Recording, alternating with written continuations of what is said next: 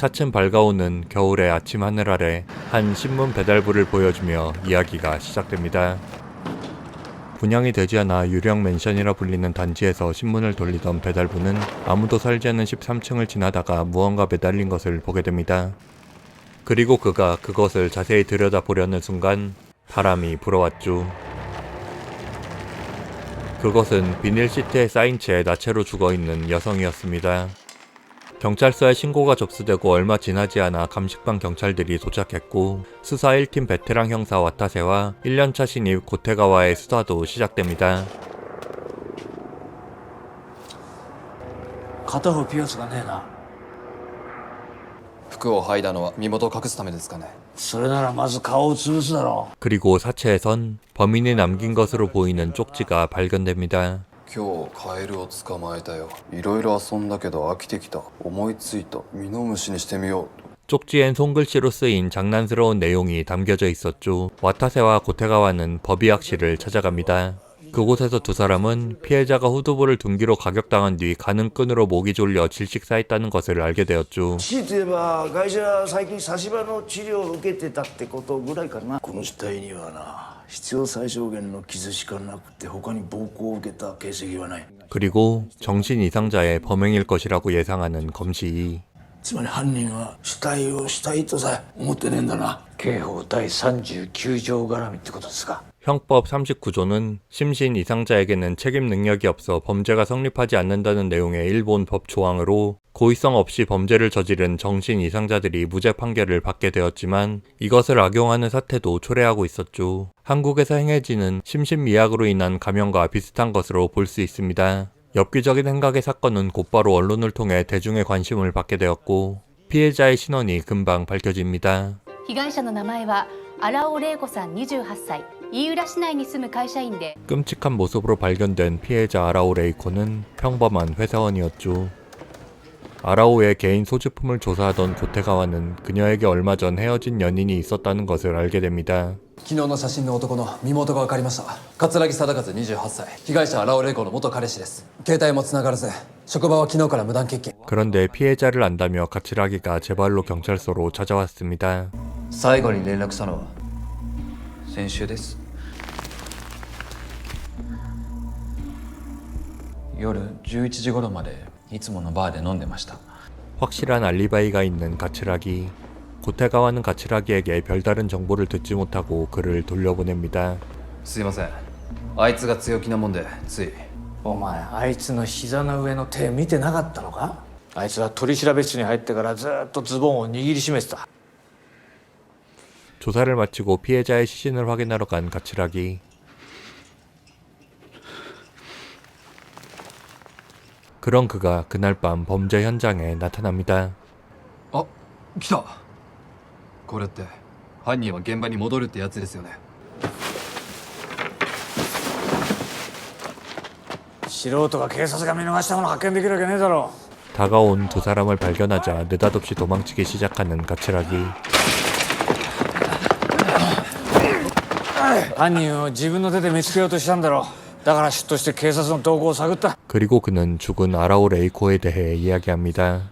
얼마 전 삶의 안정을 찾고 싶었던 레이코는 가츠라기에게 결혼 이야기를 꺼냈습니다. 하지만 가츠라기는 그녀를 거절했고 결국 두 사람은 이별을 하게 되었습니다. 그리고 지금 그는 그때의 결정을 후회하고 있었죠. こんなことになんならちゃんと伝えとけばよかった。畜生、なんで彼女なんだよ。なんで玲子じゃなきゃいけないんだよ。班長は初めから桂木を疑ってなかったんですよね。お前本気で女に惚れたことねえだろ。たとえ手ひどく振られても好きな女をすっぱだかにして晒し者にしようなんて男はそうそういねえだろって思っただけだよ。 TV 토론회에는 교도소에서 많은 범죄자를 상대했던 정신과 의사 오마에자키 교수가 출연했습니다. まず初めに目につくのは幼児性ですね。では犯人はやはり精神異常者なのでしょうか。異常者かどうかは現時点では断言できません。ただ今私が最も危惧しているのは幼児は飽きるか叱られるかしない限り気に入った遊びを決してやめようとはしない。 첫 사건이 일어나고 4일 뒤 한 폐차장. 폐차되던 차의 트렁크에서 시신이 발견되었습니다. 시신은 알아볼 수 없을 정도로 처참한 상태였지만 이부스키라는 남성의 신분증이 발견되었죠. 遺体のポケットにそれが。名前は指宿千吉、昭和22年生まれ。歯医者の診察券とポイントカード。 그리고 이번에도 쪽지가 남겨져 있었습니다. 後頭部打撲の跡と首の索条痕が確認できました。荒尾玲子の時と同じ手口か。 연속된 살인사건이 일어나자 기자들이 몰려들기 시작했고 살인이 계속될 것이라고 했던 오마에자키 교수의 발언이 인터넷에서 이목을 받기 시작합니다. 幼児は飽きるか叱られるかしない限り気に入った遊びを決してやめようとはしないということです。 3年前の事件を機にマスコミの前から姿を消したが、3年前の事件って松戸の母子殺人事件。 3년 전 무더웠던 어느 여름날 당시 17세였던 한 남성이 아무 관련 없는 집에 들어가 모녀를 무참히 살해했습니다. 하지만 그는 정신질환이란 판정을 받고 형법 39조가 적용되어 무죄 판결을 받았죠. 그리고 그때 그에게 살해당한 모녀는 오마에자키 교수의 딸과 손녀였습니다. 事件で殺害された母親は御前崎教授の一人娘だ。 두 사람은 오마에자키를 찾아갑니다. まさか本当に連続殺人事件になるとは考えていませんでした。あの発言は軽率だった。深く反省しています。 정신 이상자에게 가족을 잃은 오마에자키였지만 그는 정신질환자들을 돌보고 있었고 그들을 치료하기 위해 힘쓰고 있었습니다. あなたの言う異常者とはどういうものですか。例えばあなたは異常者ではないと一点の曇りもなく生きることができますか。それは結局は何をもって正常と規定するのかが問われることになりますが、さまざまな価値観が存在する今の世の中で正常を規定することなど不可能です。 正常者と異常者の線引きができなければ刑法第39条の適用自体成立しなくなってしまう。 경찰은 피해자 이부츠키의 시계가 없어졌다는 사실을 알게 되었고 被害者荒尾玲子のピアスも片方見つかってないんだ。記念品として犯人が持ち去ったと考えるのが妥当だ。カエル男。 언론과 대중은 살인범을 개구리 남자로 부르기 시작했습니다. 경찰은 시내에 거주하는 모든 우범자를 조사하기로 결정했고 우범자 리스트를 꺼내 들었습니다. 그리고 고테가와는 살인 범죄 이력이 있는 지적 장애자 도마 카츠오를 맡게 되었죠. 誘拐殺人精神疾患による心神喪失。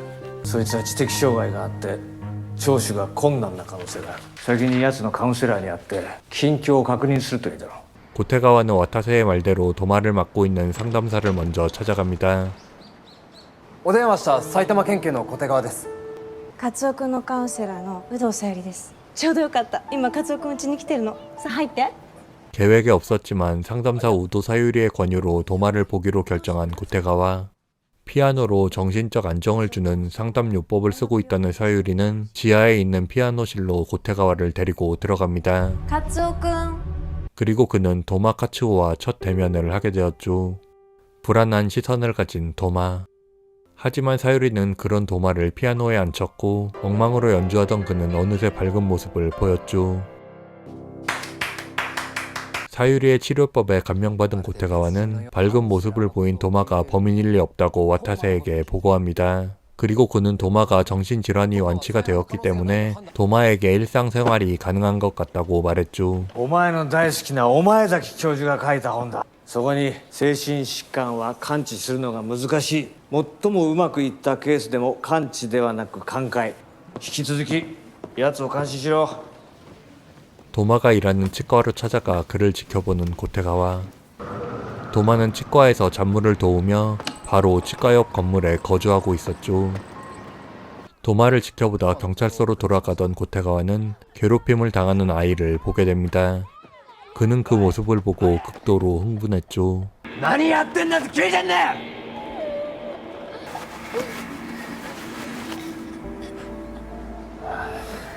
俺がお前ら少年院にぶち込んでやる。 그때 사유리가 다가와 그를 말립니다. 親に訴えられたらどうするの？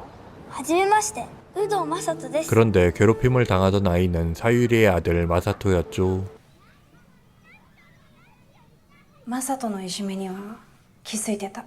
自分のことは自分で解決できるようになってほしいから。 마사토의 이야기를 듣다가 습관적으로 손에 있는 상처를 더듬거리는 고테가와 그리고 그는 사유리에게 자신의 과거를 털어놓습니다. 어렸을 적 고테가와는 괴롭힘을 당하는 친구를 목격했습니다.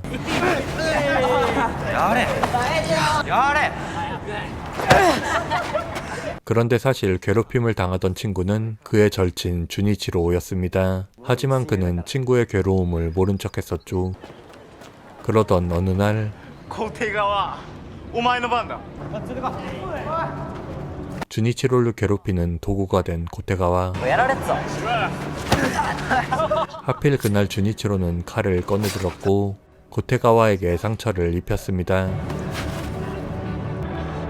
그리고 그날 주니치로는 학교 옥상에서 뛰어내려 세상을 떠났습니다. 충동적인 자살이었는지 유서는 없었지만 그날 이후 고테가와에겐 그의 손에 또렷하게 남은 상처가 주니치로의 유서나 마찬가지였죠. 주니치로의 사망으로 죄책감을 갖게 된 고테가와는 죄책감을 잊기 위해 왕따 폭력 가담자들에게 보복하기 시작했습니다. 그런데 그는 주니치로를 괴롭혔던 가해자들 뿐만 아니라 계속해서 불의를 향해 주먹을 날렸고 그렇게 살다 보니 결국 경찰까지 되었던 것이었죠. 모든 이야기를 들은 사유리는 그에게 음악 치료를 권유했고 피아노실로 데려갑니다.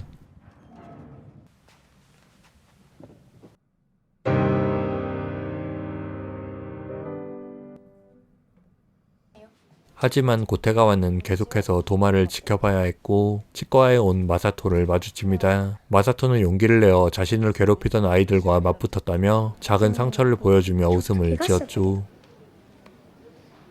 그렇게 두 사람은 친구가 되었습니다. 하지만 다음날 고테가와에겐 충격적인 소식이 전해졌죠. 세 번째 살인이 일어났고 이번 희생자는 마사토가 되었습니다. 마사토는 지난날 저녁 9시에 편의점에 간다며 외출을 했고 집에 돌아오지 않았습니다. 1시간이 지나도 마사토가 돌아오지 않자 사유리는 경찰서에 신고했고 경찰 2명과 함께 근처를 수색했지만 마사토를 찾지 못했었죠. 그리고 아침이 되자 마사토는 싸늘한 시체로 발견되었습니다.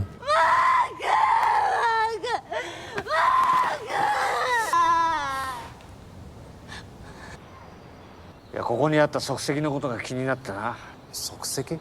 犯人はこれまで几帳面なぐらい現場に一切手がかりを残してこなかった。だが今回は砂場にくっきり足跡が2つ。 연속된 살인의 연관성을 찾으려 했지만 피해자들의 접점이 보이지 않아 무차별 살인이라는 결론밖에 도출해내지 못한 경찰. 하지만 와타세와 고테가와는 결국 피해자들의 연관성을 알아냈습니다. 俺もいいですか？荒尾玲子、指宿千吉、誘導正人。班長、これ。いいか、まだ誰にも言うなよ。 사건이 계속되자 기자회견을 열게 된 경찰. 하지만 경찰의 발표는 기자들을 만족시키지 못했고 불만의 소리가 회견장을 메웁니다. 그러다 갑자기 기자 한 명이 소리쳤죠. 아, 갔다! 荒尾玲子、指宿千吉、有働正人、あいうえお。 犯人は50音で犠牲者選んでるんだ! 와타세와 고테가와가 알아낸 사실도 50음 순서로 살해당하고 있다는 것이었습니다. 그리고 결국 언론은 무책임한 보도를 내보냈고 시민들에게는 공포가 조장되었죠. 고테가와는 낡은 신발을 신고 있는 도마에게 새 신발을 사줬고 도마의 발 사이즈가 마사토 살인 현장에서 발견된 신발 사이즈와 비슷하다는 것을 알게 됩니다. 마사토의 장례식에 방문한 두 사람은 그곳에서 오마에자키를 만납니다. 그리고 그들은 과거에 사유리도 정신적 어려움을 겪었고 오마에자키의 도움을 받았었다는 것을 알게 되었죠. 그녀는 그를 은사로 섬기고 있었습니다. 그리고 고테가와는 그녀도 피아노를 통해 정신적 치유를 받았고 피아노가 그녀에게 있어 그 무엇보다 소중한 것임을 알게 됩니다. 피아노는 私の全てなの. 병원에 입원 중인 한 남자. 그는 유명 인권 변호사 에토 카츠요시입니다. あんなわがままなおっさんが有名な人権派弁護士だな。江藤さん、今夜も行くんですかね。カエル男の次の標的って絵でしたよね。怖くないのかな。あのバカども何も分かってる。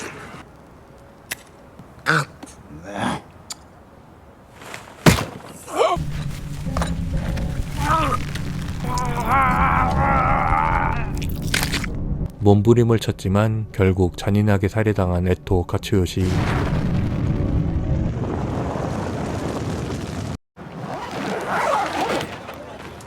警部、証拠品です。カエルの燃える匂いはいい匂いだった。被害者は江藤和義、人権派で知られる弁護士です。江藤和義。 그런데 와타세는 피해자 에토 카츠요시가 누군지 알고 있습니다. 에토는 오마에자키의 딸과 손녀를 죽인 범인을 형법 39조로 변호해 무죄로 풀어준 변호사였죠. 그리고 법의학실을 찾아간 그들은 죽은 에토의 입에서 범인의 것으로 보이는 작은 살점이 발견되었다는 것을 듣게 됩니다. 엽기적인 살인 행각을 벌인 범인이 정신 이상자일 것이라고 단정지은 언론은 경찰이 정신 이상자 리스트를 만들어 관리한다는 뉴스를 내보냈고, 경찰서로는 리스트를 공개하라는 시민들의 민원이 빗발칩니다.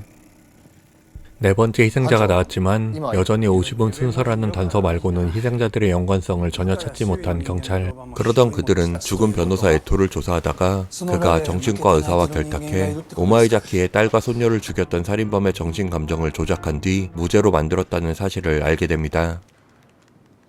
다음날 경찰서 앞으로는 수많은 사람들이 모여들었습니다. 자신의 이름이 오로 시작해 개구리 남자의 다음 타겟이 될 수 있다고 생각하는 사람들이었죠. 그들은 정신질환자 우범자 리스트를 요구했지만 리스트가 그들에게 넘어가 무분별한 희생으로 이어질 수 있는 상황을 우려해 경찰은 그들의 경찰서 진입을 막습니다. 하지만 과격해진 사람들은 폭도로 돌변했죠.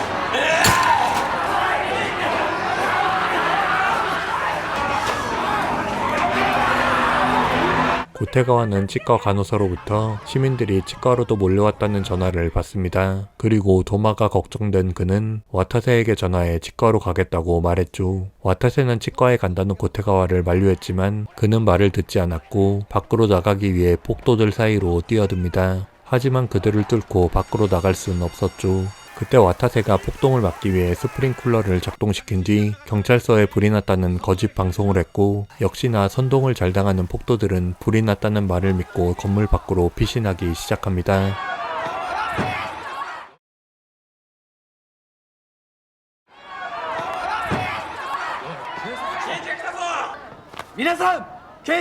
우여곡절 끝에 치과에 도착한 고테가와는 무사히 치과 안에 숨어있는 도마를 만날 수 있었습니다. 그는 다친 상처를 치료해주던 간호사와 이야기를 나누다 죽은 변호사 에토가 이 치과의 환자였다는 것을 듣게 됩니다. 그는 치과에 보관된 환자 기록부를 뒤졌고 모든 피해자가 이 병원의 환자였다는 것을 알게 됩니다. 고테가와는 진료 기록부에 접근할 수 있었던 도마가 개구리 남자일지 모른다는 의심을 확인하기 위해 그를 병원에 두고 혼자 그의 집으로 향합니다.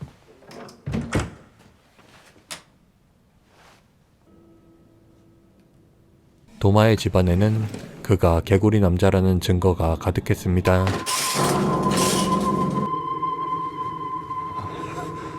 그런데 어느새 나타난 도마.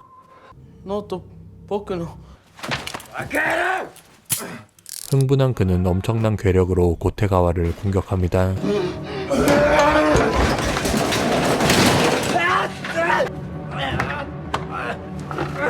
목숨의 위협을 느낀 고테가와. 그는 결국 도마에게 총구를 겨눴죠. 그리고 다행히 타이밍 좋게 도마가 치과에서 사라졌다는 이야기를 듣고 지원 병력과 함께 와타세가 도착했습니다. 도마의 집에선 사라진 피해자들의 물건과 범행 현장에 있던 쪽지와 같은 내용의 연습장이 발견되었습니다. 그리고 도마는 자신이 개구리 남자라는 사실을 인정했죠. 하지만 그는 구체적인 범행을 진술하지 못합니다. 그리고 다시 오마에자키가 출연한 TV 토론회에선 형법 39조에 대한 부정적인 의견이 강력한 지지를 받습니다. 精神疾患が完治することがないなら半永久的に監視付きの施設で収監するべきだと私は思いますね。人を殺しといて無罪だって考え方が間違ってんだよ。少しは被害者の感情。犯罪者も人間です。 부상 입은 몸을 이끌고 나온 고테가와는 피해자 가족에게 수사 결과를 보고하기 위해 사유리의 집으로 보내집니다. 그런데 법의학실에서 전화를 받은 뒤 정리하고 있던 사건 파일들을 다시 꺼내보는 와타세. 사유리의 집 앞엔 온갖 욕설이 쓰여 있습니다. 자식을 잃은 그녀였지만 도마가 살인마인 것이 밝혀지자 도마의 보호관찰자인 그녀까지 비난의 대상이 된 것이었죠. 고테가와는 사유리를 위로합니다. 하지만 사실 사유리뿐만 아니라 그 자신도 위로가 필요했죠. 결국 두 사람은 음악 치유를 하기 위해 피아노실로 향합니다. 그런데 그는 그녀의 연주가 불안정하다는 것을 느낍니다. 그리고 그녀가 손을 다쳐 연주를 제대로 하지 못하는 것을 보게 되었죠. 바로 그때 법의학실에서 들은 말이 떠오릅니다.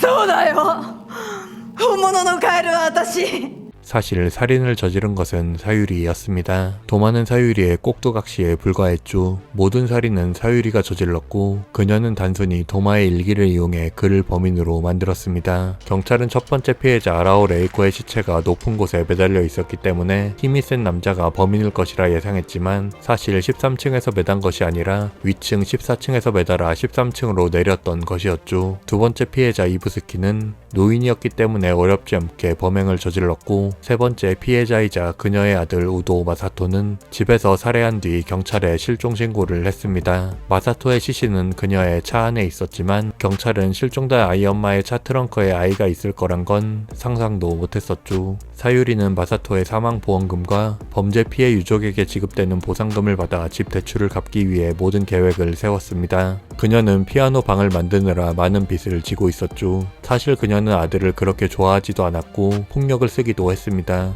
마사토가 친구들에게 괴롭힘을 당하고 있을 때 고테가와가 마사토의 몸에서 봤던 상처와 멍들은 친구들이 아닌 사유리의 짓이었죠. 그녀는 아들 우도 마사토를 죽이기 위해 오시붐순 살인을 계획했습니다. 마사토만 죽이면 자신이 강력한 용의자가 될 수 있지만 오시붐 순서의 살인이라는 형태를 만들면 누구도 그녀의 범행 동기를 눈치챌 리가 없었죠. 게다가 마사토에서 끝나지 않고 네 번째 변호사 에토까지 죽였으니 마사토가 목적이었다는 것은 아무도 상상할 수 없었습니다. 살인의 진짜 목적은 단 하나였고 다른 살인은 눈속임일 뿐이었죠. 마사토는 도마를 범인으로 만들기 위해 마사토의 시체를 유기할 때 그를 이용했습니다. 사실 도마는 자신이 개구리 남자라고 믿고 있었고 연쇄살인마로 이슈가 된 것을 만족하며 그것을 즐기고 있었습니다. 바로 자신의 일기를 토대로 사건들이 벌어졌기 때문이었죠. 사유리는 도마를 상담하며 이 모든 것을 주입시켰습니다. 고테가와가 모든 사실을 유추해내자 사유리는 그를 죽이기 위해 어둠 속에서 칼을 휘두릅니다.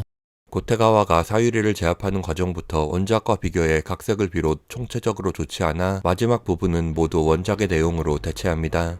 고테가와의 연락이 없자 찾아온 와타세가 사유리를 검거합니다. 그리고 사유리의 과거가 밝혀졌죠. 그녀는 어린 시절 가정폭력을 당했었고 다중인격 장애가 생겨 이웃집 여자아이를 살해했습니다. 특수소년원에 소용된 그녀는 오마에자키에게 정신과 치료를 받았고 음악적 재능에 두각을 보이며 음악을 친구로 삼아 인간성을 회복했죠. 그녀는 형법 39조를 존속해야 할 근거가 되는 성공적인 케이스였습니다. 하지만 이제 그녀는 과거보다 더 무시무시한 괴물로 돌아왔죠. 경찰은 사유리를 진범으로 확정했습니다. 그런데 와타세는 오마에자키를 다시 찾아갔죠. 그리고 와타세는 오마에자키에게 말합니다.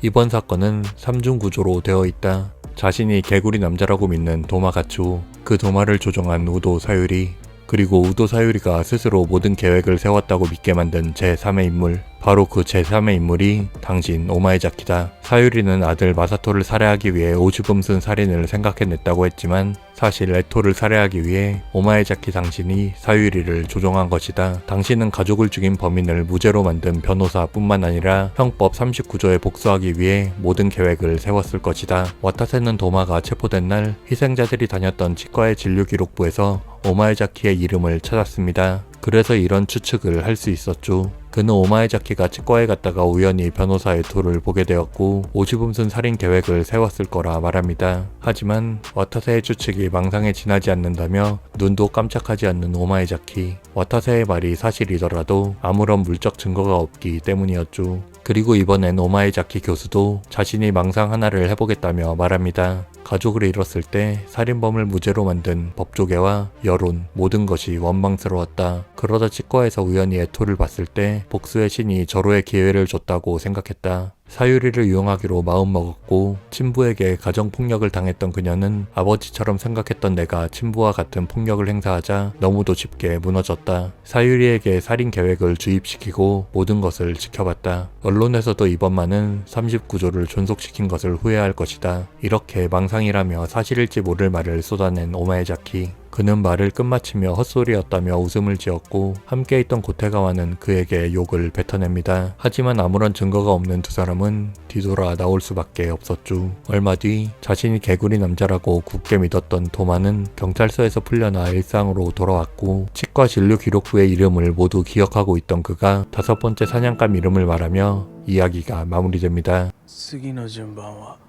お